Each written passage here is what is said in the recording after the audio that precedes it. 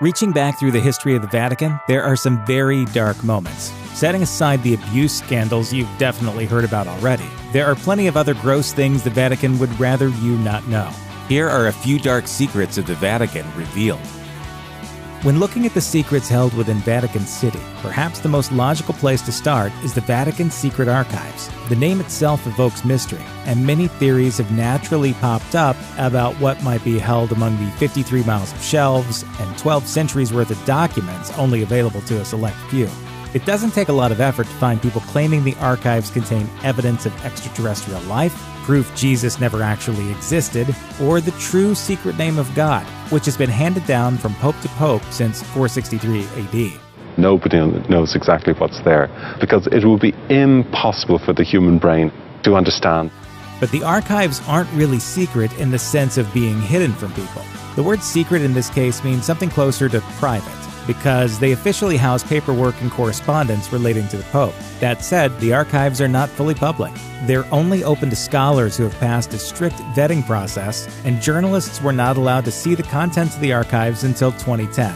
Plus, documents within the archive only become available for viewing even to this limited audience after 75 years.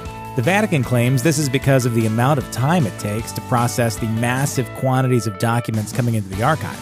That said, this also means most documents relating to the Church's numerous abuse scandals are still restricted from view, for now at least. In this age of modern psychology, it would be easy to dismiss exorcism as something from the Middle Ages and horror movies.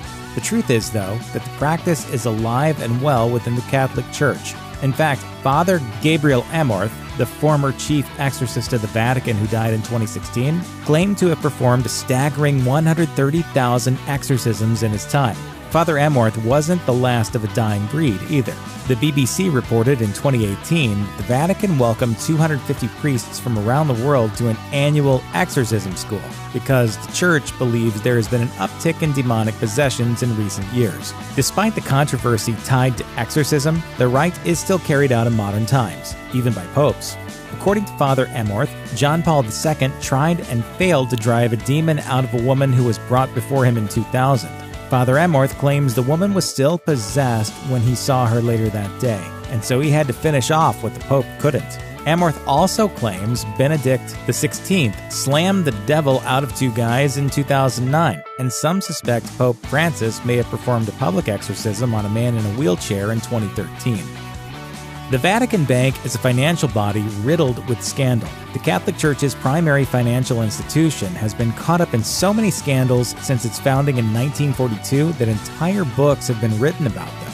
The bank was created during World War II to avoid restrictions placed on financial transactions by the Allies. Since that time, the Vatican Bank has become pretty notorious for its connections to organized crime, who use the Vatican's sovereignty to escape the scrutiny of world banks.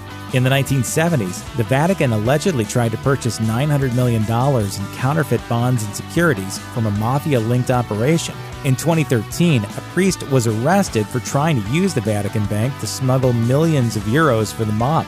The most famous of the Vatican mafia scandals, though, is the collapse of Banco Ambrosiano. The Vatican was the main shareholder of this Italian bank, which was used to launder money for the mafia. After Ambrosiano's collapse, the chairman was found hanged under a bridge in what was apparently a mob hit set up to look self-inflicted. Perhaps needless to say, efforts to reform the Vatican Bank have been in motion for several years. Following Allied victories in Germany at the end of World War II, Nazis suddenly found Europe a pretty rough place for them and began to seek refuge elsewhere.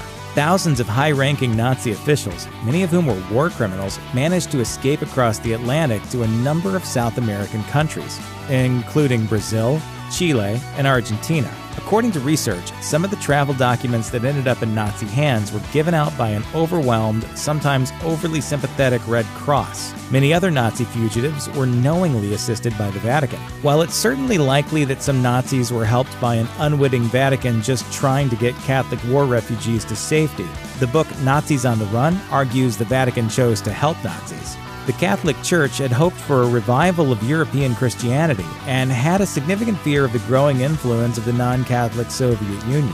Whatever the reason, the Vatican Refugee Commission, without a doubt, knowingly provided Nazi fugitives with false identities. The Vatican has consistently refused to comment on these events, and the majority of the relevant documents have still not been released from the secret archives. Pope Francis plans to open the archives from this period to qualified researchers in 2020, so who knows what we might learn then.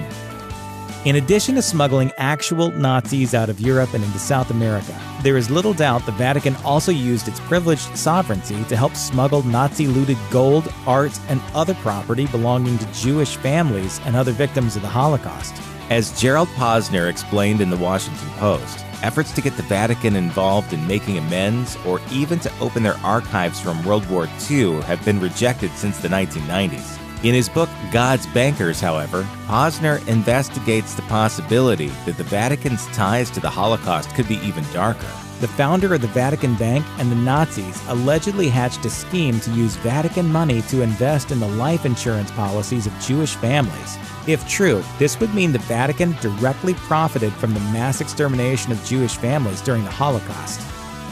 In 2012, Italian journalist Gianluigi Nuzzi published a book called His Holiness: The Secret Papers of Benedict XVI, which was made up of pieces of private correspondence and other classified documents from the Pope leaked to Nuzzi by Benedict's personal butler. The book revealed an inside look at the inner workings of the Vatican not normally afforded to the public, including evidence of widespread corruption, and revelations the Holy See is home to rampant jealousy and backstabbing. Tolerance doesn't live here anymore. It's been evicted. This leak scandal became known as VatiLeaks. Many, including Pope Benedict's brother, believe the stress from these accumulating scandals contributed to Benedict's decision to resign from the papacy. You're the right person. I'm going to resign. A second round of leaks hit in 2015, again with a book by Nuzzi at the center of it. Whereas the original VatiLeaks showed Benedict as overwhelmed and unable to control the cyclone of corruption around him, the second set of documents focus on Pope Francis as a bold reformer trying to clean house within the Vatican bureaucracy. Time will tell if he actually manages to do it.